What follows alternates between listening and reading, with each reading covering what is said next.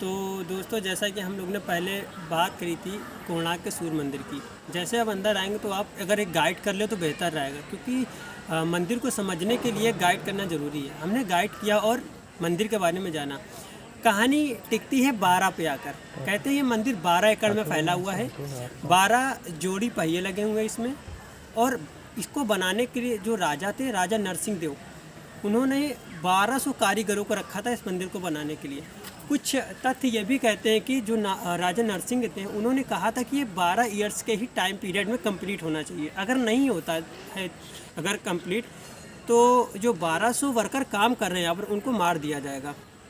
अच्छा, होता क्या है कि मंदिर तो बनकर तैयार हो जाता है टाइम पीरियड में, शेष 2 दिन बचे रह जाते हैं, परंतु मंदिर के पूरा होने में अभी एक घटना बाकी रह जाती है। मंदिर का शीर्ष अर्थात मुकुट, जो मंदिर पर कलश रखा जाने था, वो नहीं बन पाता है। कारण क्या था?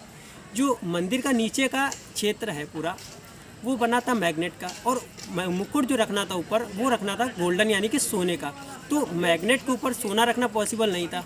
तो फिर हुआ क्या, अब लोगों को बड़ी चिंता सताने लगी, यानी कि जो 1200 कारीगर थे, कि अगर नहीं बन पाया टाइम पीरियड में तो राजा तो मार देगा, सबको गला काट देगा। तो इसलिए उन्होंने विचार करने लगे। तभी एक वर्कर था, एक कारीगरी था, उनका एक पुत्र था जो नया नया गांव में आया था, शायद बाहर कहीं गया होगा। तो उसने कहा कि पिताजी आप चिंता मत करें, मैं ये काम कर दूंगा। तो उसने एक मैग्नेट, गोल्डन के मतलब गोल्ड के बीच में एक मैग्नेट की रिंग लगाकर जो शीर्ष था उसको ऊपर मंदिर के टॉप पर रख दिया। मैं आपको दिखाना चाहूँगा जो शीर्ष है, आपको एक बार।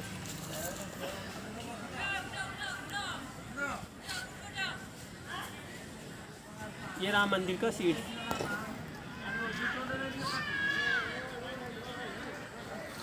अच्छा, कहानी यहाँ पर नहीं ख़त्म होती है। अब कहानी में एक रोचक तथ्य तब आता है जब राजा का तो आदेश था कि 1200 कारीगर ही रखने का, परंतु मूर्ति का जो शीर्ष स्थान था उस लड़के ने बैठाया। अब क्या होता, राजा या तो 1200 कारीगर को मार देता या एक को मार देता। तो जो एक कारीगर का पुत्र था, उसने कहा ठीक है, आप लोग चिंता मत करिए, आप लोगों को कुछ नहीं होगा।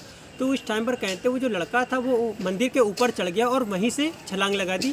और उस टाइम पे यहाँ पर तो पानी भरा हुआ था, क्योंकि आपको पता है यहाँ पर बंगाल की खाड़ी है, जो समुद्र का एरिया था, ठीक है। और कहते हैं चंद्रभागा नाम की एक नदी भी बहती थी, तो उस नदी में ही वो कूद गया और अपनी जान दे दी। अच्छा, हमारे यहाँ प्रचलन है कि जहाँ से अगर कोई भी व्यक्ति मर जाता है तो उसको अपवित्र मानते हैं। तो कहते हैं तभी से ये मंदिर अपवित्र है और उसकी पूजा नहीं करी, राजा के आदेशानुसार। अच्छा,